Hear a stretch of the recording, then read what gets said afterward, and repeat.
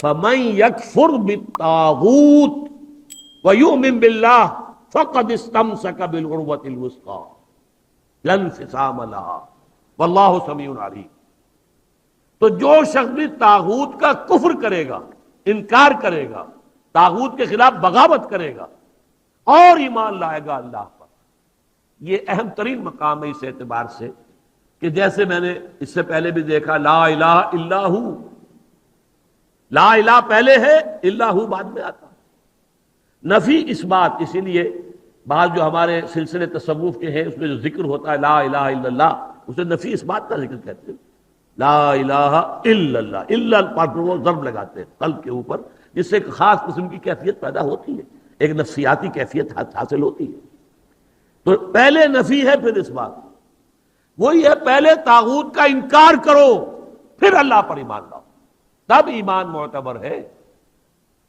طاغوت کسے کہتے ہیں؟ طغا سے بنا ہے، طغا طغیانی، دریا اپنے حدود کے اندر بہ رہا ہے لیکن اب یہ کہ اس کی پانی ادھر چھلک گیا ہے، اپنے حدود سے کناروں سے نکل گیا، اسے کیا کہتے ہیں؟ طغیانی، طغیانی آئی ہوئی ہے، طغیانی۔ تو انسان کا اور جنوں کا مقام کیا ہے؟ وما خلقت الجن والانس الا لیعبدون، میں نے نہیں پیدا کیا جنوں اور انسانوں کو مگر اس لیے کہ میری بندگی کرے۔ جو حد بندگی سے تجاوز کرے گا وہ طاغوت ہے، چاہے وہ ایک فرد ہو، کوئی ادارہ ہو، کوئی ریاست ہو۔ میں نے یہ تین چیزیں گن دی ہیں۔ انفرادی حیثیت سے میں اپنے حد بندگی سے تجاوز کرتا ہوں، اگر زندگی آمد برائے بندگی، زندگی بے بندگی شرمندگی، اگر میں حد بندگی سے تجاوز کر گیا تو میں طاغوت ہوں۔ کوئی ادارہ آپ نے بنایا ایسا جس میں لمیٹیشن نہیں ہے اللہ کے احکام کی، بلکہ اس کے اندر آپ نے اپنی اتھارٹی جو ہے وہ بڑی مطلق رکھی ہوئی ہے، طاغوت ہے۔ ریاست آپ نے قائم کی، حاکمیت عوام کے لیے یا حاکمیت کسی ایک خاندان کے لیے، وہی طاغوت ہے۔ اس کی نفی، اس کا انکار، اس کے خلاف بغاوت کر کے ایمان لاؤ گے تو ایمان معتبر ہے۔ اور اگر طاغوت سے دوستی بھی چل رہی ہے، طاغوت کی چاکری بھی ہو رہی ہے، انگریز کی ملازمت بھی کر رہے ہیں، انگریز کی فوج میں شامل ہو کر خانہ کعبہ پر جا کر گولیاں بھی چلا رہے ہیں، انگریز کی فوج میں شریک ہو کر اور جنرل ایلن بی کو یروشلم کا قبضہ لے کر دے رہے ہیں، لیکن ساتھ ہی تہجد بھی پڑھ رہے ہیں۔ ایسے تھے فوجی مسلمان بلوچ ریجمنٹ کے اور پنجاب کے، بڑے لمبے لمبے بال، زلفیں رکھی ہوئی ہیں، نمازی ہیں، اور یہ کہ تہجد ہے کہاں؟ انگریز کی فوج میں۔ یہ تو طاغوت کی چاکری کر رہے ہو بھائی، طاغوت کے ساتھ تعاون۔ حال یہ ہے کہ حضور فرماتے ہیں من مشى مع فاسق ليقويه فقد اعان على هدم الاسلام، جو شخص کسی فاسق و فاجر انسان کے ساتھ چلے اسے تقویت پہنچانے کے لیے، اس نے اسلام کی عمارت کو جڑوں سے کھودنے میں مدد کی، منہدم کرنے میں مدد کی۔ من مشا صرف چلنا، آپ کسی کے ساتھ چلتے ہیں تاکہ تقویت اسے ہو جائے، لوگوں کو معلوم یہ بھی ان کے ساتھ ہے۔ من مشا مع فاسقن، فاسق کافر بھی نہیں، فاسق، لیقویہ، تاکہ اسے تقویت پہنچائیں، فقد اعان علی ہدم الاسلام، اسلام کی عمارت کو جڑوں سے کھود کر گرانے میں مدد کی۔ ایک اور حدیث میں آیا اذا مدح الفاسق، جب کسی فاسق کی مدح کی جاتی ہے، غضب اللہ تعالی واہتز لہ العرش، اللہ تعالیٰ انتہائی غضبناک ہوتے ہیں اس درجے کہ عرش کانپنے لگتا ہے، تھرا اٹھتا ہے عرش، اتنا غضب آتا ہے اللہ تعالیٰ کہ ایک شخص میرا باغی ہے، میرا فاسق ہے، فاجر ہے، اور اس کی مدح کی جا رہی ہے۔ اب اس کی روشنی میں آپ اپنے طرز عمل کا جائزہ لیجیے، لگے ہوئے ہم اسی نظام کی چاکری میں، اسی نظام کو تقویت پہنچانے میں۔ کہاں ہے اللہ کے ساتھ؟ ان سے ہم نے کہاں بغاوت کی؟ بغاوت کے کم سے کم یہ سمجھیے تین درجے ہیں۔ سب سے کم کیا ہے؟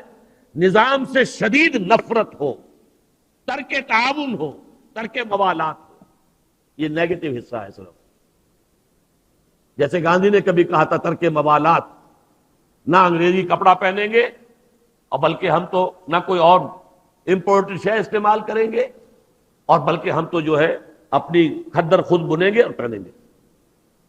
ترک موالات، ترک تعاون، عدم تعاون، یہ پہلا درجہ ہے۔ طاغوت کے ساتھ موالات نہ ہو، دوستی نہ ہو، چاکری نہ ہو، محبت نہ ہو، بلکہ ترک تعاون، ترک موالات اور دل میں شدید نفرت۔ اگلا مرحلہ کیا ہے؟ طاغوت کے خلاف زبان سے جہاد کرنا۔ یہ کام غلط ہے، ہم اسے پسند نہیں کرتے، ہم اس میں تعاون نہیں کریں گے، زبان سے بھی ایک اعلان کرنا۔ اور آخری مرحلہ ہے سب سے اونچا، طاقت کے ساتھ اس طاغوت کو ملیا میٹ کر کے حق کا نظام قائم کرنے کی جدوجہد کرنا۔ یہ ہے اصل مطلوب۔ الآن جیسے کہ مجھے واقعہ یاد آ گیا حضور کا، کہ حضور اور حضرت عمر ساتھ ساتھ چل رہے ہیں، کوئی چہل قدمی ہے یا کچھ اور معاملہ ہے۔ حضور پوچھتے ہیں عمر تمہیں مجھ سے کتنی محبت ہے؟ عرض کیا کہ حضور آپ مجھے دنیا کے ہر انسان سے زیادہ محبوب ہیں۔ اب آپ آنکھوں میں آنکھیں ڈال کر پوچھتے ہیں اور اپنی جان سے؟ اب ایک تو اندازہ کیجئے کہ یہ سوال کسی ایسے شخص سے نہیں کیا جا سکتا جس سے ذرا بھی بال برابر بھی بودھ ہو دل میں، تو خالص وہ بہت ہی مقرب ہوگا، اسی سے یہ بات کہی جائے گی۔ اپنی جان سے؟ تو حضرت عمر نے تھوڑا سا توقف کیا، پھر عرض کیا ہاں اب میں کہتا ہوں کہ ہاں آپ مجھے میری جان سے بھی زیادہ عزیز ہیں۔ فرمایا الآن، اب پہنچے ہو تم اس مقام پر کہ جہاں ہونا چاہیے۔ تو الآن والا معاملہ یہ ہے کہ انسان تن من دھن اپنی زندگی ہر شے لگا دے طاغوت کے خاتمے اور حق کے غلبے کے لیے۔ وہ ہے جہاں سے بات شروع ہوئی تھی، لگا دو، کھپا دو، صرف کر دو۔ یا ایھا الذین آمنوا انفقوا مما رزقناکم من قبل ان یاتی یوم لا بیع فیہ ولا خلۃ ولا شفاعۃ والکافرون هم الظالمون۔ اس روش کو اختیار کرنے سے انکار کرنے والے ہی تو کافر اور ظالم اور مشرک ہیں۔ وَمَن یکفر، اب میں دیکھیے دو حدیثیں بھی آپ کو سنا دیتا ہوں، میں نے تو ترتیب الٹی بتائی تھی، ہم کمزور لوگ ہیں تو کمزور ترین درجہ پہلے بیان کر دیا کہ طاغوت سے دلی نفرت ہو، تعاون نہ ہو۔ اس سے اوپر یہ کہ زبان سے جہاد اس کے خلاف کیا جائے، اس سے اوپر ہے طاقت کے ساتھ جہاد کیا جائے۔ لیکن حدیث میں آتا ہے اوپر سے نیچے کی طرف، من رأى منکم منکرا فلیغیرہ بیدہ، تم میں سے جو شخص بھی کسی منکر کو دیکھے، بدی کو دیکھے، اس کا فرض ہے کہ اسے اپنے قوت سے، طاقت سے، ہاتھ سے بدلے۔ فإن لم يستطع، اگر اس کی طاقت نہیں ہے، استطاعت نہیں ہے یا ہمت نہیں ہے، یہ دونوں چیزیں ایک دوسرے کے ساتھ ہی ہوتی ہیں، فبلسانہ، تو کم سے کم زبان سے تو اس کے خلاف بات کرے، گونگا شیطان تو نہ بن کے بیٹھ جائے۔ فإن لم يستطع، اگر اس کی بھی طاقت نہیں ہے، ہمت نہیں ہے، فبقلبہ، تو دل سے شدید نفرت رکھے، وذالک اضعف الایمان، یہ ایمان کا کمزور ترین درجہ ہے۔ دل میں نفرت بھی نہیں ہے تو ایمان ہے ہی نہیں، ایمان کی نفی ہے مطلق۔ دوسری حدیث سن لیجئے، یہ تو ہے مسلم شریف کی روایت حضرت ابو سعید خدری سے رضی اللہ تعالی عنہ۔ مسلم شریف ہی کی دوسری روایت ہے عبداللہ ابن مسعود سے رضی اللہ تعالی عنہ۔ حضور فرماتے ہیں ما من نبی بعثہ اللہ فی امتہ قبلی الا کان لہ حواریون و اصحاب۔ اللہ تعالیٰ نے کسی بھی قوم میں، امت میں مجھ سے پہلے جب بھی کسی رسول یا نبی کو مبعوث کیا تو اس کے کچھ نہ کچھ صحابہ، کچھ نہ کچھ حواری ہوتے تھے۔ حواری حضرت عیسیٰ کے صحابہ کو کہتے ہیں، صحابہ جو ہیں حضور کے ساتھی ہیں۔ تو ہر نبی کے کسی کے کم کسی کے زیادہ کچھ نہ کچھ تو ہوتے ہی تھے نا۔ وہ کیا کرتے تھے حواری اور صحابہ؟ یقتدون بامرہ ویاخذون بسنتہ، اپنے اس نبی کی سنت کو مضبوطی سے پکڑ لیتے تھے اور ان کے حکم پر عمل کرتے تھے۔ ثم انہا تخلف من بعدہم خلوف، پھر ہمیشہ ایسا ہوتا رہا کہ کچھ عرصے کے بعد ایسے ناخلف لوگ آ جاتے تھے امت کے اندر، یقولون ما لا یفعلون ویفعلون ما لا یؤمرون، کہ جو کہتے تھے وہ کرتے نہیں اور کرتے وہ ہے جس کا حکم نہیں ہوا۔ نئی سے نئی رسمیں، نئی سے نئی بدعات جن کا کوئی ثبوت نہیں، کوئی حکم نہیں، کوئی ثبوت ہی نہیں کہ دور صحابہ میں بھی کوئی ایسا کام ہوتا، تو وہ تو ایجاد ہو رہی ہے اور ان کے اوپر پیسے بھی لگ رہے ہیں، تقریبات بھی ہو رہی ہیں، سب کچھ ہو رہا ہے، اور جو اصل سنت ہے وہ ترک کر، اور کہتے کچھ اور ہے کرتے کچھ اور ہے۔ زبان سے عشق و محبت کے دعوے ہیں اور عمل میں سنت کا اتباع نہیں ہے۔ اب جب ایسی صورت ہو، میں یا آپ اگر دیکھیں کہ ہمارے معاشرے میں ان لوگوں کا بول بالا ہے، اس وقت ان کے ہاتھ میں اقتدار ہے، ان کے ہاتھ میں جو جاتے ہیں جہاں گئے وہاں پر چادر چڑھا دی، عوام کا جو ہے وہ ایک تاثر دینے کے لیے کہ اس قبر کے اوپر انہوں نے بھی چادر چڑھائی ہے، جن کا کوئی دین مذہب سے روحانیت سے سروکار نہیں بالکل۔ جیسے کبھی اندرا گاندھی نے بھی جانا شروع کر دیا تھا مندروں کے اندر، جبکہ وہ مسلمانوں کا ووٹ اس کے خلاف گیا ہے اور وہ ہاری ہے الیکشن میں۔ اس کے بعد اس نے ہندو دیوی کی شکل اختیار کی ہے، پھر وہ جاتی تھی پنڈتوں کے پاس اور سادھوؤں کے پاس، اور پھر وہ نیکسٹ الیکشن میں دوبارہ کامیاب ہو گئی۔ ہندو کارڈ پلے کیا، اسے کہتے ہیں کہ شی پلیڈ دی ہندو کارڈ، اس لیے کہ مسلم کارڈ اس کے خلاف استعمال ہوا تھا۔ اسی طرح ہمارے سیاستدان، لیکن یہ کہ جو شخص بھی اس کیفیت سے دو چار ہو، اب سن لے، فمن جاہدہم بیدہ فہو مومن، جو بھی تم میں سے ایسے لوگوں کے خلاف اپنے طاقت سے اور اپنے ہاتھ سے جہاد کرے گا وہ مومن ہوگا۔ ومن جاہدہم بلسانہ فہو مومن، اور جو اپنی زبان سے جہاد کرے گا وہ بھی مومن ہوگا۔ ومن جاہدہم بقلبہ فہو مومن، جو اپنے دل سے جہاد کرے گا یعنی شدید نفرت رکھے گا وہ بھی مومن ہوگا۔ ولیس وراء ذلک من الایمان حبۃ خردل، اس کے بعد تو ایمان رائی کے دانے کے برابر بھی نہیں ہے۔ تو اپنے ایمان کو آپ تول لیجئے کہاں کھڑے ہیں، طاغوت کے ساتھ آپ کی روش کیا ہے۔ بہرحال من یکفر بالطاغوت ویؤمن باللہ فقد استمسک بالعروۃ الوثقی، جس نے کہ طاغوت کا کفر کیا، طاغوت سے بغاوت کی اور اللہ پر ایمان لایا، اس نے مضبوط کنڈے کو پکڑ لیا ہے۔ یہ جو نقشہ ہے یہاں پر، اس کو ایک تمثیل سے سمجھ لیجئے۔ سمندری جہاز پہ فرض کیجئے کچھ شخص عرشے پر کھڑا ہوا ہے، کوئی ہچکولا ایسا آیا کہ گر گیا سمندر میں، اور آپ کو معلوم ہے کہ اس کے ساتھ کنڈے لگے ہوتے ہیں۔ اگر کوئی کنڈا اس کے ہاتھ میں آ جائے، فرض کیجئے تیرنا ویرنا نہیں جانتا غریب، کنڈا ہاتھ میں اگر آ گیا تو وہ کنڈا کبھی نہیں چھوڑے گا، اس لیے کہ اس کنڈے کے ساتھ اس کی جان وابستہ ہے۔ بلکہ میں کہا کرتا ہوں کہ اگر کوئی شارک مچھلی آ کر اس کی ٹانگ کاٹ کے لے جائے تو وہ کہے گا جائے، لیکن یہ کہ میں اس کنڈے کو نہیں چھوڑوں گا، اس لیے کہ یہ کنڈا ہے کہ جس کے ساتھ میری اب جان وابستہ ہے۔ اسی طریقے سے گویا کہ انسان اپنی حفاظت اور تحفظ کے لیے وَمَن يَكْفُرْ بِالطَّاغُوتِ وَيُؤْمِن بِاللَّهِ فَقَدِ اسْتَمْسَكَ بِالْعُرْوَةِ الْوُثْقَىٰ، اس کا ہاتھ اس مضبوط کنڈے پر آ گیا کہ جس کے بعد اب اس کی گمراہی نہیں ہے۔ لَا انفصام لَهَا، جیسے کنڈا مضبوط ہے، وہ اپنی جگہ سے نکلنے والا نہیں ہے، وہ ہٹنے والا نہیں ہے، جگہ چھوڑنے والا نہیں ہے، ٹوٹنے والا نہیں ہے۔ لَا انفصام لَهَا، ایسا کنڈا اس پر اس کا ہاتھ آ گیا ہے۔ واللہ سمیع علیم، اللہ تعالیٰ سب کچھ سننے والا، سب کچھ جاننے والا ہے۔ یہ سمیع علیم تنوین کے ساتھ یہ صفات ہے۔ السمیع ہوتا تو اللہ کا نام ہو جاتا، العلیم ہوتا تو اللہ کا نام ہو جاتا۔ اللہ ولی الذین آمنوا یخرجہم من الظلمات الی النور۔ دیکھیے ترک موالات کی میں نے بات کی تھی نا، اب یہاں ولایت آ گئی۔ اللہ ولی ہے، پشت پناہ ہے، مددگار ہے، محافظ ہے، حمایتی ہے اہل ایمان کا۔ یعنی یہ جو کشاکش ہوگی اب حق و باطل کے مابین، طاغوت کے خلاف تمہیں جہاد کرنا ہے، کفر کرنا ہے، احقاق حق ابطال باطل کی جد و جہد کرنی ہے، تو تمہیں کسی کا سہارا درکار ہے، اللہ کا سہارا، اللہ کی مدد۔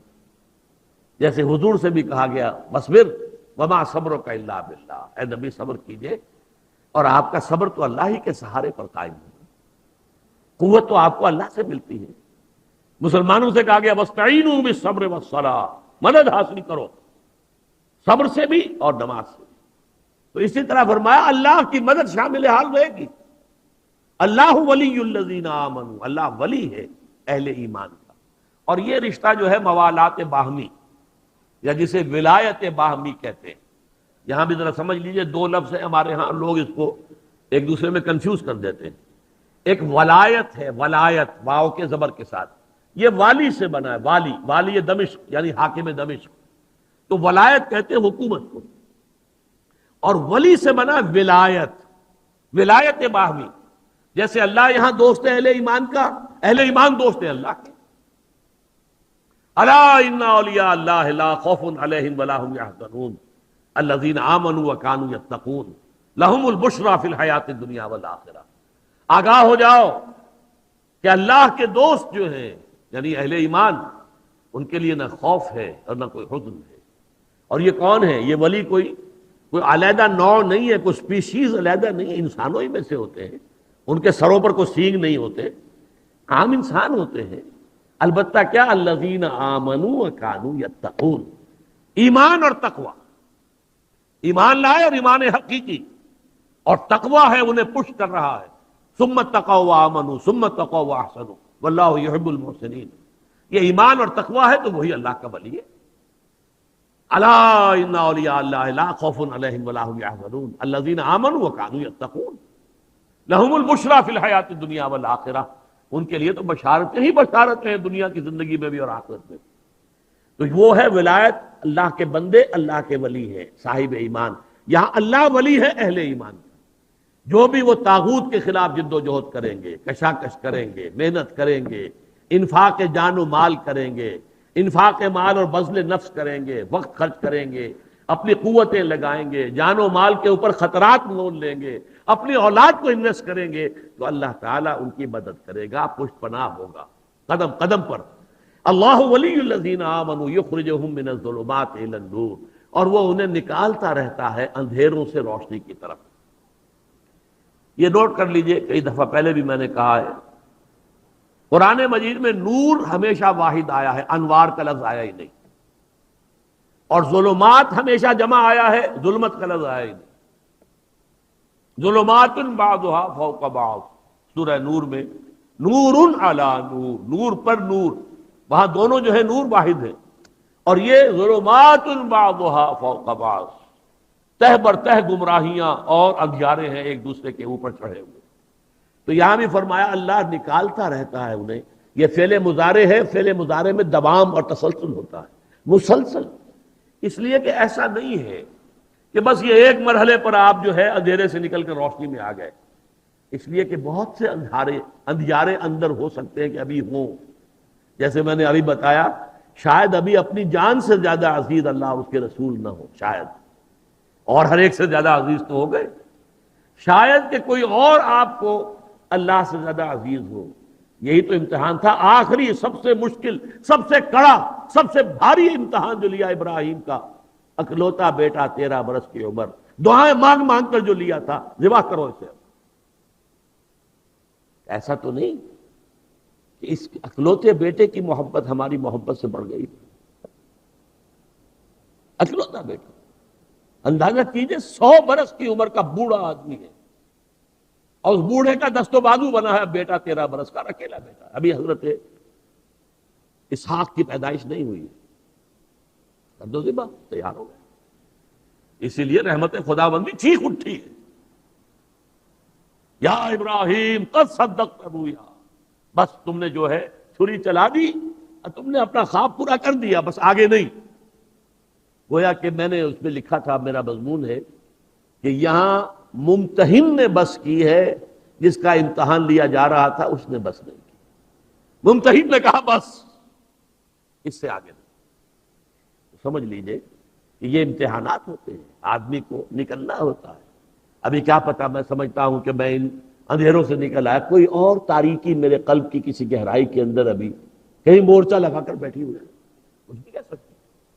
کوئی ریاکاری کا ہی مورچہ ہو، کوئی اپنی تعریف سن کر جو ہے دل خوش ہوتا ہے، یہی ہو. لیکن اللہ جو ہے مسلسل نکالتا رہے گا، کفر کے اندھیاروں سے، شرک کے اندھیاروں سے، نفاق کے اندھیاروں سے، مادہ پرستی کے اندھیاروں سے، دنیا اور اس کے لوازم کے ساتھ محبت کے اندھیاروں سے، اسباب دنیاوی کے توکل کے اندھیاروں سے نکالتا رہتا ہے. یخرجہم من الظلمات الی النور والذین کفروا، جو برعکس روش اختیار کریں گے، طاغوت کی دوستی، طاغوت کی چاکری، طاغوت کی ملازمت، طاغوت کا جھنڈا اٹھا کر چل رہے ہیں. اب وہ روش اختیار کی ہے، اولیاءہم الطاغوت، ظاہر بات ہے اب ان کے ولی اور دوست جو ہے وہ طاغوت ہی ہوں گے. پھر یخرجونہم من النور الی الظلمات، اور وہ نکالتے رہتے ہیں انہیں، کوئی تھوڑی بہت روشنی بھی تھی تو اس سے بھی اور تاریکی میں جاؤ، اور تاریکی میں جاؤ، کوئی رمق بھی اگر کوئی روشنی کی ہے تو اسے نکال کر ایبسلیوٹ ڈارکنس، جس کی مثال سورہ نور میں آئی ہے. اپنا ہاتھ بھی آگے بڑھاتا تو نہیں دیکھ سکتا، جس کو ہم کہتے ہیں ہاتھ کو ہاتھ سجائی نہیں دیتا. ظلمات بعضها فوق بعض اذا اخرج يده لم يكن يراها ومن لم يجعل الله له نورا فما له من نور. جسے اللہ ہی نے نور عطا نہ کیا ہو، اللہ ہی نے نور سے جو محروم کر دیا، اسے کہاں سے نور مل جائے. اللہ تعالی ہمارے دلوں کو منور کرے اپنے ایمان کے ذریعے سے، قرآن کے ذریعے سے.